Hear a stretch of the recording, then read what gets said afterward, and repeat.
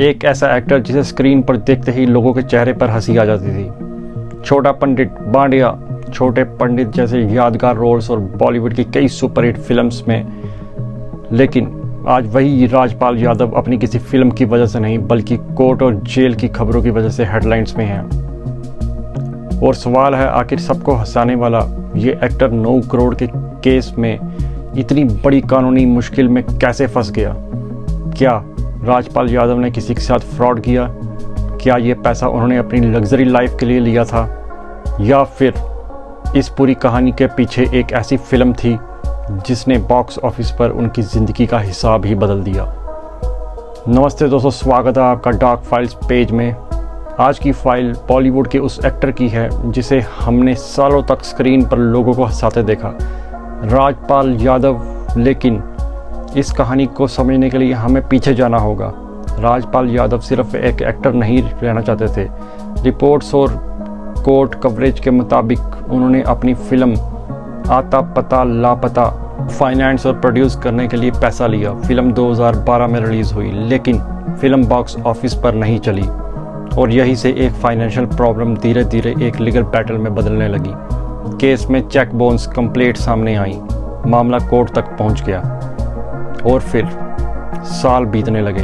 2018, 2019, 2024, 2026, लेकिन ये केस राजपाल यादव का पीछा नहीं छोड़ रहा था। कोर्ट प्रोसीडिंग्स में पेमेंट और सेटलमेंट को लेकर कई मौके और अंडरटेकिंग्स का जिक्र हुआ, लेकिन दिल्ली कोर्ट का रिसेंट ऑर्डर के मुताबिक उन अंडरटेकिंग्स को ऑनर नहीं किया गया।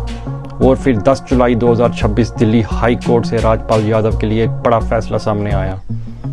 कोर्ट ने उनकी कन्विक्शन को अपहोल्ड किया और जेल सेंटेंस को 6 मंथ के लिए घटाकर 3 मंथ्स कर दिया। लेकिन अब सबसे बड़ा सवाल था, 9 करोड़ का फिगर आया कहाँ से? राजपाल यादव ने असल में कितना पैसा लिया था? चेक बाउंस क्यों हुए? और एक फिल्म की फेलियर कैसे तिहाड़ जेल और दिल्ली हाई कोर्ट तक पहुंच गई? अब सवाल था, आगे 5 करोड़ का लोन 9 करोड़ की हेडलाइन तक कैसे पहुंच गया? इस कहानी की शुरुआत 2010 से होती है। रिपोर्ट्स के मुताबिक राजपाल यादव ने अपनी फिल्म अता पता लापता को फाइनेंस करने के लिए दिल्ली की एक कंपनी से लगभग 5 करोड़ का लोन लिया। राजपाल यादव के लिए ये सिर्फ एक फिल्म नहीं थी, ये उनका एक बड़ा सपना था। कैमरे के सामने सालों तक लोगों को हंसाने के बाद अब वो अपना प्रोजेक्ट बनाना चाहते थे। फिल्म बनी और 2012 में रिलीज़ भी हुई, लेकिन बॉक्स ऑफिस पर फिल्म एक्सपेक्टेड सक्सेस नहीं पा सकी और यहीं से फाइनेंशियल प्रेशर बढ़ने लगा। लोन की रीपेमेंट एक बड़ी प्रॉब्लम बन गई। रिपोर्ट्स के मुताबिक समय के साथ ड्यूज, इंटरेस्ट और दूसरे फाइनेंशियल लायबिलिटीज़ के चलते अमाउंट को करीब 9 करोड़ बताया जाने लगा। लेकिन कहानी सिर्फ लोन वापस ना कर पाने तक सीमित नहीं रही। रीपेमेंट के सिलसिले में चेक इशू किए गए और जब ये चेक्स बैंक में प्रेजेंट हुए तो मल्टीपल चेक्स बाउंस हो गए। यही से फाइनेंशियल डिस्प्यूट एक क्रिमिनल चेक बाउंस केस में बदल गया। नेगोशिएबल इंस्ट्रूमेंट एक्ट के सेक्शन 133 के तहत केस कोर्ट तक पहुंचे और रिपोर्ट्स के मुताबिक कुल 7 चेक बाउंस केसेस सामने आए। साल था 2018। ट्रायल कोर्ट ने राजपाल यादव को इन केसेस में कन्विक्ट किया और उन्हें चाहे महीने की सज़ा सुनाई गई, लेकिन राजपाल यादव ने इस फैसले को चैलेंज किया। केस आगे बढ़ता गया, कोर्ट से कोर्ट, डेट से डेट और साल से साल। 2019, फिर 2024 और फिर इस दौरान सेटलमेंट और पेमेंट को लेकर कई बार कोर्ट में बात हुई। दिल्ली हाई कोर्ट के रिसेंट ऑर्डर के मुताबिक राजपाल यादव ने पेमेंट को लेकर मल्टीपल अंडरटेकिंग्स दी, यानी करोड़ को भरोसा दिलाया गया कि पेमेंट की जाएगी। लेकिन कोर्ट ने कहा रिपीटेड अपॉर्चुनिटीज़ के बावजूद ये अंडरटेकिंग ऑनर नहीं हुई। और फिर फरवरी 2026 में मामला एक बार फिर बड़ी हेडलाइंस में आया। राजपाल यादव तिहाड़ जेल तक पहुंचे। एक ऐसा एक्टर जिसकी कॉमेडी पर करोड़ों लोग हंसे, आज एक फिल्म से शुरू हुई फाइनेंशियल प्रॉब्लम की वजह से जेल और कोर्ट के बीच में था। लेकिन कहानी में अभी एक और बड़ा मोड़ बाकी था। 10 जुलाई 2026 दिल्ली हाई कोर्ट ने अपना बड़ा फैसला सुनाया। कन्विक्शन को अपहोल्ड किया गया, लेकिन चाहे महीने की जेल सेंटेंस को घटाकर 3 महीने कर दिया गया।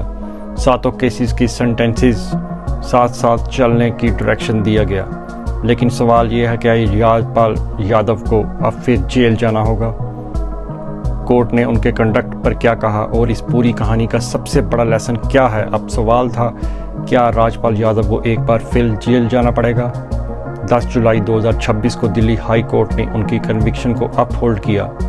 कोर्ट ने 3 महीने की सिंपल इम्प्रिजनमेंट की सज़ा दी।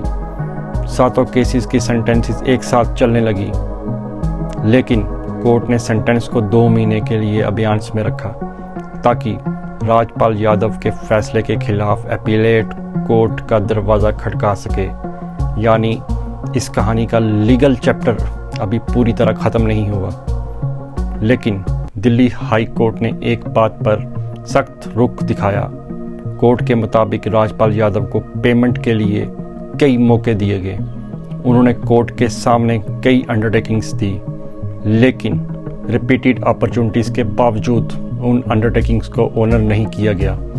इसी कंडक्ट को देखते हुए कोर्ट ने प्रोहिबिशन का बेनिफिट देने से मना कर दिया। सोचो, एक फिल्म, एक सपना, एक फाइनेंशियल डिसीजन और उसके बाद सालों तक चलने वाली कोर्ट की लड़ाई। राजपाल यादव की कहानी में सबसे हैरान करने वाली बात यह है कि जिस फिल्म को उन्होंने अपना बड़ा प्रोजेक्ट समझा, वही फिल्म फाइनेंशियल लॉसेस के बाद एक ऐसे डिस्ट्रीब्यूट से जुड़ गई जो सालों तक उनका पीछा करता रहा। अता पता लापता फिल्म बॉक्स पर एक्सपेक्टेड सक्सेस नहीं पा सकी। उनके कौंसल ने भी कोर्ट में कहा था कि मूवी फाइनेंसिंग एक जेन्युइन ट्रांजैक्शन थी और फिल्म के फ्लॉप होने से बड़ा फाइनेंशियल लॉस हुआ। लेकिन यह एक बहुत इम्पॉर्टेंट बात है, फाइनेंशियल प्रॉब्लम होना और कोर्ट को दी गई अंडरटेकिंग को पूरा ना करना दो अलग चीज़ें हैं। और कोर्ट ने इसी कंडक्ट पर सख्त ऑब्जर्वेशंस किए।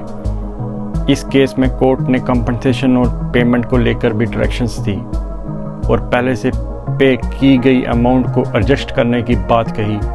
आज राजपाल यादव का नाम सुनते ही हमें उनकी कॉमेडी याद आती है, उनके डायलॉग्स, उनके एक्सप्रेशंस और वो कैरेक्टर्स जिन्होंने हमें सालों तक हंसाया। लेकिन कैमरे के पीछे एक एक्टर की ज़िंदगी में एक ऐसी लीगल और फाइनेंशियल बैटल भी चल रही थी कि कहानी 2024 में फिर हेडलाइंस बन गई। और शायद इस पूरी फाइल का सबसे बड़ा लेसन ये है, सपना देखना गलत नहीं है, लेकिन जब सपने के साथ करोड़ों का फाइनेंशियल रिस्क जुड़ा हो तो एक गलत डिसीजन का असर कई सालों तक चल सकता है। आपका क्या मानना है? क्या राजपाल यादव को कोर्ट से और रिलीफ मिलनी चाहिए थी या कोर्ट का फैसला सही है? कमेंट में अपनी राय ज़रूर बताना। मैं हूँ पोरश और आप देख रहे थे डार्क फाइल्स। मिलते हैं अगली फाइल में, क्योंकि हर फेमस चेहरे के पीछे एक कहानी होती है। जय हिंद दोस्तों।